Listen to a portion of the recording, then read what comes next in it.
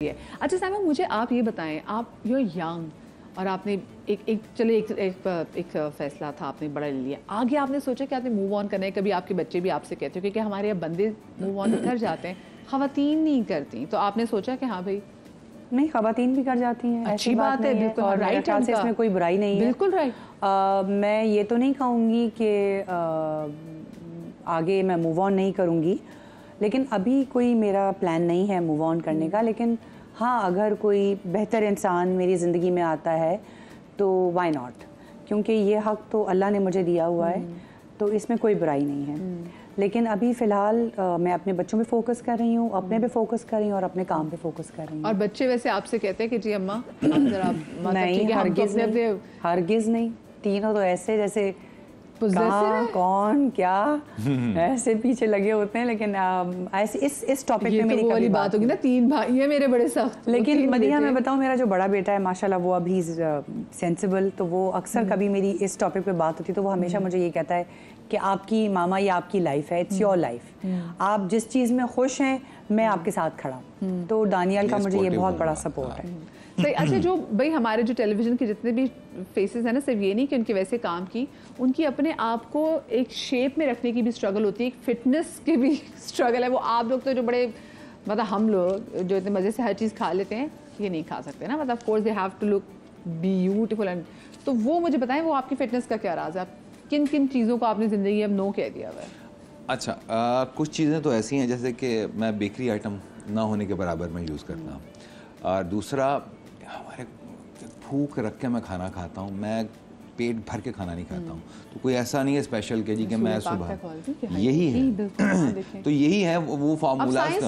अब साइंस ये कह रही है, वो फार्मूलाज यही है, को वो नहीं है कि आप भूख रख के खाना खाएं, रात का खाना जल्दी खा लें और सुबह जो है वो आप हेल्दी फूड लें। तो मेरा ख्याल है कि उसके अलावा कोई ऐसा ख़ास मैं कहूँ कि जी कि मैं न्यूट्रिशन से मेरा ये लिखा हुआ है तो मैं सैलड ये खाता हूँ, ये मेरा टाइम है, ऐसा कुछ भी नहीं है। मैं बिल्कुल नॉर्मल डाइट है, लेकिन मेरी कोशिश ये होती है कि मैं हेल्दी डाइट लूँ और दूसरा जो है वो भूख रख के खाना खाऊँ और एक टाइम टेबल के हिसाब से लूँ खाना, यानी कि आधी रात को भी उठ के तो पिज़्ज़ा ऑर्डर कर दूँ। तो ऐसा नहीं है। तो मेरा ख्याल है कि अगर सब यही काम करें तो कोई ऐसा मसला नहीं है। और बाकी एक्सरसाइज वगैरह तो हम कर ही रहे होते हैं, वो तो है ही है। अच्छा, लाहौरी फूड मिस करते हैं कराची में रहते हुए? तो यहाँ मेरा, अच्छा मैं एक बात बोलूँ, शुरू में मैं आया ना तो हम यही कहते थे जी लाहौर के खाने तो फलाना बेस्ट खाना, लेकिन अब मैं कहता हूँ कि जितने यहाँ पर कल्चर हैं, जितने यहाँ पर टेस्ट हैं, और लाहौर में तो सिर्फ 3-4 चीजें हैं। लाहौर में सिर्फ पंजाबी खाना है, वो कढ़ाई है, चने हैं, खाना मिलेगा, दिल्ली वालों का खाना मिलेगा, बोहरी फूड आपको मिलेगा, जायके के साथ, जायके के साथ इतनी वैरायटी ऑफ फूड है।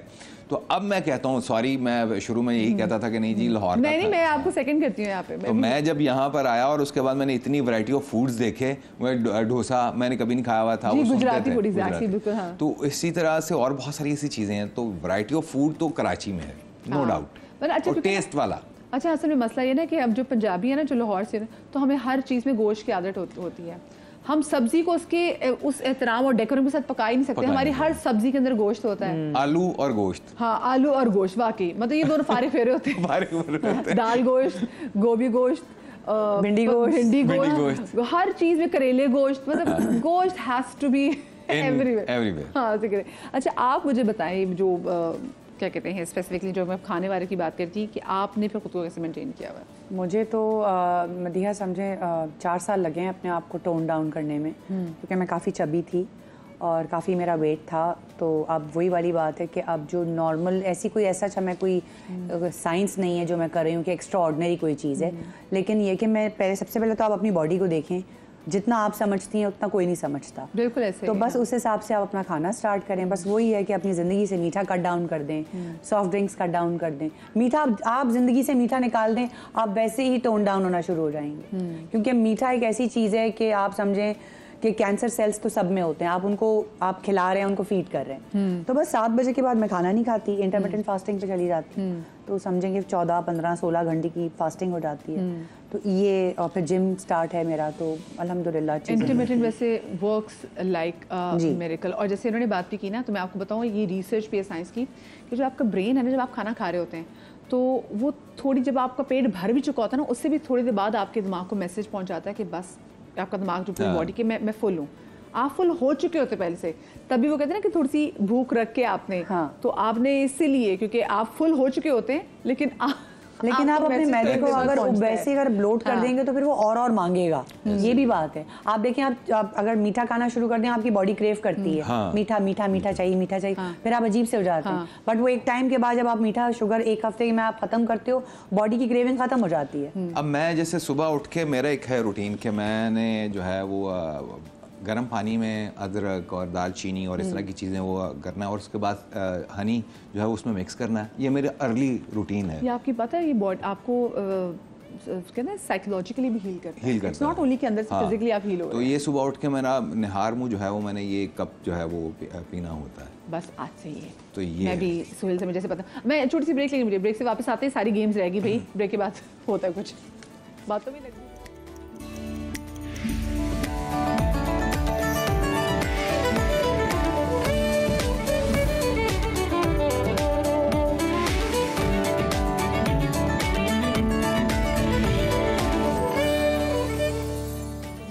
Welcome back after the break. और वैसे मुझे आप दोनों से एक सवाल भी पूछना चाहती हूँ कि आप लोगों की लीग के बहुत सारे लोग जो हैं वो अभी भी मेन प्रोटैगनिस्ट, मतलब जो हीरो हीरोइन का किरदार अदा कर रहे हैं, उसमें अब आप लोग एक ट्रांजिशन में आ गए कि आपने अब फादर के कैरेक्टर भी शुरू कर दिए हैं। So was it easy for you? आपके लिए ट्रांजिशन आसान था? मेरा ख्याल है कि एक्टर जो है ना वो किसी कैरेक्टर के लिए नहीं होता है। अगर आपको अपॉर्चुनिटी मिल रही है, मेरा ख्याल है कि हमारे पुराने जितने भी एक्टर्स थे वो अपनी यंग एज में ओल्ड कैरेक्टर्स जो है ना वो प्ले कर रहे होते थे। इसमें उज़मा गिलानी साहिबा या फिर दोस्त जमाल या और ऐसे बहुत सारे लोग जो होते तो यंग थे लेकिन वो ओल्ड कैरेक्टर्स को भी प्ले कर रहे होते थे। हमारा वही जो हम अभी ब्रेक में बात कर रहे थे कि हम उस वक्त थोड़ा मुझे लगता है सिक्योर थे। अनफॉर्चुनेटली अभी लेकिन हमारे आई एम लिए सॉरी, मैं आपकी बात काट रही हूँ सोहेल, ये it's what do you call, आप मैं कहती हूँ ये शेमफुल बात है कि हमारे कैरेक्टर के लिए कोई हमारे एज के लिए कोई कैरेक्टर नहीं लिखे जाते, जो कि बहुत सैड पार्ट है। वो आपकी बात ठीक है क्योंकि वो एक आर्टिस्ट ही नहीं है जो कोई कैरेक्टर ना कर पाए। हाँ। ये दो अलग अलग चीजें हैं। हाँ। लेकिन हमारी एज के कैरेक्टर्स क्यों नहीं लिखे जाते, मेरा सवाल है। क्यों? मतलब ठीक है, हम किसी की भी माँ किसी की भी बाप बन सकते हैं, बट लेकिन एक सर्टन आपका एक एज है जिसमें आप आ गए। आप पूरी दुनिया में देखें जितने मैच्योर लोग हैं उन पे पूरी पूरी मूवीज बन रही हैं यार, पूरी पूरी सीरीज बन रही हैं। तो यहाँ पे भी बन रही हैं। एक तो मदिया, एक तो अगर आप पे टैग लग जाए कि जी आप मैरिड हैं, बस भाभी बना दो, अम्मी बना दो, बहू बना दो, क्यों भाई? तो ये एक है जो कि हमारी इंडस्ट्री की लड़कियां लेट शादी करती हैं। हमारी इंडस्ट्री में भी ऐसे एक्टर्स हैं नहीं, पूरी दुनिया में औरतों लेकिन की वो कम प्रोड्यूसर्स भी हैं जो अपने लिए खुद लिखवा रहे हैं और कर रहे हैं। मुझे भी बनना पड़ेगा। मैं एक बात बोलूँ, मैं जो भी काम कर रहा होता हूँ ना, मैं सेटिस्फाई हूँ कि ठीक है यार, कहीं ऐसा भी होता है कि यहाँ पर बाय चॉइस बहुत कम मार्जिन मिल रहा होता है कि आप अपनी चॉइस से काम कर रहे हो। जब आप अपनी लायबिलिटीज़ और रिस्पॉन्सिबिलिटीज़ की चक्की में पिस रहे होते हैं तो फिर आपके पास चॉइस नहीं होती। Exactly. फिर आप काम कर रहे होते हैं यार कि और अपनी रिस्पेक्ट और अपनी डिग्निटी को बचाने के लिए। फिर आप ये नहीं देखते हैं कि मैं फिर आपका चॉइस नहीं है, मुझे हीरो का किरदार, लेकिन ये एक सवाल है। मिल जाता है। हाँ। ऐसा भी नहीं है कि नहीं मिलता। साइमा जी को भी कोई कैरेक्टर मिल जाता होगा, मुझे भी ऐसे मिल जाते हैं। अगर मैंने 2-3 प्लेज एज अ फादर किए हैं तो 2-3 प्लेज मुझे ऐसे भी मिल गए जिसमें मुझे डिफरेंट कैरेक्टर्स प्ले करने को मिल गए। लेकिन हमारे ऊपर टैग ये लग गया है अच्छा यार कि अब बाप के कैरेक्टर के लिए या के लिए, माँ के कैरेक्टर के लिए इनको फ़ोन कर लो, क्योंकि वही बात है कि कैरेक्टर्स लिखे नहीं जाते उस तरह से। और कई बार हमारे बच्चे हमसे 5-5 मिनट छोटे होते हैं, हम उनके कैरेक्टर प्ले कर रहे होते हैं। सच है। लेकिन ठीक है, सो व्हाट, हाँ सही है। अच्छा, जबरदस्त। आप सेटिस्फाइड अपने काम से? लेकिन वो कहते हैं ना, कुछ ना होने से कुछ होना बेहतर है। मेरा एक दोस्त है, उसने मुझे बोला, कहता है कि यार कि तुम इकरा अजीज़ के अब्बू बन गए। मैंने कहा यार मैं इकरा अजीज़ का अब्बू बन के अपने बच्चों का अब्बू बन रहा हूँ, उनके लिए कमा रहा हूँ। तुम तो घर बैठे हुए हो ये सोच करके मुझे अब्बू नहीं बनना, तो तुम अपने बच्चों के अब्बू नहीं बन पा रहे। जो बात सच है, बड़ी डीप बात है ये बात, बिल्कुल सही बात है, बहुत डीप बात है। अच्छा, मेरी टीम मुझे कह रही मजे जी हमने थोड़ी सी जो 3-4 और गेम्स वगैरह बना लिए क्योंकि हमें तो वाकई ऐसा लग रहा है पता नहीं कितने बिछड़े लोग थे, मिल गए, बैठ गए, हमारी बातें नहीं खत्म हो रही। अच्छा, मैं आप लोगों को कुछ सवालात करूंगी और मैं आपको ऑप्शन भी दूंगी। सही है। मतलब आप लोगों को मैं ये नहीं कि कुछ आपने उस ऑप्शन में से मुझे जवाब। तो डब्बा कहाँ खुलेगा? डब्बा अभी आपके जवाबात में उसका डब्बा होगा। ओके। अच्छा जी, कि किसी गैंगस्टर के रोल में किसी गैंगस्टर के रोल में आपको क्या लगता है कि कौन सा एक्टर जो है वो फिट बैठेगा? 3 ऑप्शंस आपको दे रही हूँ, दानिश तैमूर, फिरोज खान और फरहान सईद। सुहेल समीर। मैं खुद क्यों ना कास्ट हूँ, मैं इनको क्यों कास्ट करवाऊँ? ये चीज आपको क्या लगता है? पहली ऑप्शन है ये, जबरदस्त। चलिए जी, अब किसी गैंगस्टर के रोल में कौन सा एक्टर फिट रहेगा? सुहेल समीर, दानिश तैमूर, फिरोज खान और फरहान सईद। खैर सुहेल तो नहीं, अब मैं सामने बैठा हूँ, मेरे अलावा किसी का नाम बिल्कुल भी नहीं। आपको पता है मेरी मुझे ऐसी कोई पता है। कहानी नहीं है। सुहेल तो बहुत ही स्वीट हार्ट है, ऐसी बात नहीं है। बट आपने जो 3 ऑप्शंस दिए हैं, आई थिंक अगर आप किसी को डॉन शॉन बनाना चाह रहे हैं तो आई थिंक दानिश तैमूर की पर्सनैलिटी ऐसी है कि वो ढल जाता है कैरेक्टर्स पे। सीरियल किलर का किरदार कौन बेहतर अदा कर सकता है? अदनान सिद्दीकी, यासिर नवाज और जैन बेग। अदनान सिद्दीकी, यासिर नवाज और जैन बेग। तीनों इतने इनोसेंट और इतने अच्छे हैं कि सीरियल किलर सीरियल किलर मुंह से मासूम लगते हैं। मेरा ख्याल से जैन बेग।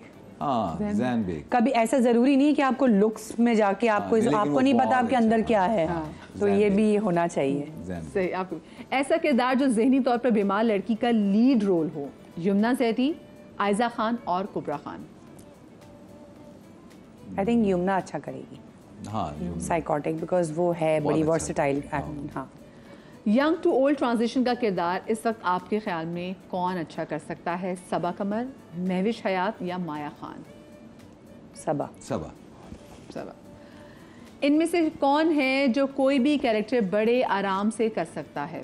सवेरा नदीम, नादिया जमील। सवेरा नदीम। मैंने कहा मैं बाकी मुझे ऑप्शन ही नहीं सुनने। सवेरा नदीम, नादिया जमील और सानिया सईद। नादिया जमील भी अच्छी हैं। आप तीनों नाम इतने अच्छे हैं, लेकिन मैं सवेरा मैम को मैं इसलिए कहूँगा कि मुझे यही तो डब्बा खुलता है। सानू भी कोई कमाल है। No doubt. नादिया भी बहुत कमाल है। बिल्कुल। तीनों वाकई कम। तीनों मेरा ख्याल है कि इनमें कोई कंपटीशन होना ही नहीं चाहिए। हाँ, सच है। मतलब एक कैटेगरी से भी ऊपर की हाँ, एक्ट्रेसेस हैं ये। ये कोई भी कैरेक्टर इन तीनों से आप करवा लें, ये तीनों जबरदस्त है। मेरे पास तुम हो अगर हुमायूं सईद और अदनान सिद्दीकी ये इसमें ना होते तो कौन से 2 अदाकार इनको अच्छी तरह परफॉर्म कर सकते थे? मैं फिर आपको पेयर दूंगी। पहला पेयर है फैसल कुरैशी और हमजा अब्बासी का। नंबर 2 है बिलाल अब्बास और शहरयार मुनव्वर का। और नंबर 3 है मिकाल जुल्फ़िकार और जाहिद अहमद का। फैसल कुरैशी और हमजा अब्बासी हैं। हाँ, आई थिंक मैं भी सोहेल के साथ जाऊंगी। लेकिन आई थिंक जो उन्होंने कास्टिंग की है वो परफेक्ट कास्टिंग है। वो तो भाई इतने कोई लेकिन वो पहला ऑप्शन बेस्ट है। फैसल जैसा कोई एक्टर नहीं है हमारे पास। हाँ, ये बात बस मुझे बताएं, अपनी आपकी फैमिली में कोई सब बहुत अगर और भी एक्टर्स हों तो आपको लगता है कि कंपटीशन होता है? नहीं, कंपटीशन तो नहीं होता, लेकिन हाँ आप पे आप खुद भी कंपटीशन करते हैं कि लोग करते हैं और उसको लेकिन हाँ कंपैरिजन हो जाता है। और फिर आप रिप्रेजेंट कर रहे होते हो अपनी फैमिली को, तो वो एक आपके ऊपर एक रिस्पॉन्सिबिलिटी होती है। पूरी फैमिली में, मैंने दानियल के साथ भी काम किया है, ये सबके सब कोई गॉड गिफ्टेड लोग हैं, वो सबके सभी एक्टर हैं और इनकी सबके जीन्स सब में आला run in the performer family. हैं। ऑनेस्टली नहीं, ये सच है। पिछले दिनों ना हमारे साथ रैम्बो भाई आए हुए थे, रैम्बो साहिब आए हुए थे, तो रैम्बो भाई ने ये बात की कि जब मैंने से पूछा कि इंडस्ट्री से आपको किसी चीज़ का शिकवा, तो उन्होंने कहा कि मुझे ऑलमोस्ट लाइक 32-35 साल हो गए काम करते हुए, मुझे अभी तक कोई अवार्ड नहीं मिला। उन्होंने कहा मुझे छोड़ें, मेरी सास निशो बेगम को भी कोई अवार्ड नहीं मिला, आपकी अम्मी ने यहाँ से काम किया है। और वहाँ पे भी हम ये देखते तो आपको लगता है कि हाँ इंडस्ट्री कदर नहीं करती लोगों की, जो सीनियर बहुत से लोग बिल्कुल कदर नहीं करती। सीनियर्स को तो ऐसे छोड़ दिया है जैसे कभी वो एग्जिस्ट ही नहीं करते थे इंडस्ट्री में। आप ये देखें उनका कितना कंट्रीब्यूशन है। मतलब आप उनको याद रखें, उनको बुलाएं, रिस्पेक्ट दें। वो तो आती ही नहीं है, तो भाई आप बुलाएंगे तो आएंगे ना, आप रिस्पेक्ट दें, तरीक़ाकार। तो ये इंडस्ट्री का फॉल्ट है, मैं तो ये कहूँगी। और आपको लगता है कि हमारे यहाँ स्टार की असल कदर यहाँ लोगों को तब आती है? मैं हमारे बहुत सारे कमेडियंस को भी देखती हूँ, लोग उनको तब ट्रिब्यूट पेश करना ज़्यादा शुरू करते हैं जब वो चले जाते हैं। जी, मैंने आपसे कहा था ना, मरने के बाद इज्जत मिलेगी। या फिर अगर हमसाया मुल्क से वो काम करके आ जाएं तो फिर उनको मानना शुरू कर देते हैं कि हाँ ये परफॉर्मर है, ये एक्टर है, इसको दुनिया ने एक्सेप्ट कर लिया है, तो अब हमारी मजबूरी बन गया है। लेकिन उसमें भी कई लोग हैं जो कि डंडी मारते हैं कि वो कह रहे होते हैं कि नहीं इसकी ये बात है तो इस वजह से इसको ये फेम मिल रहा है,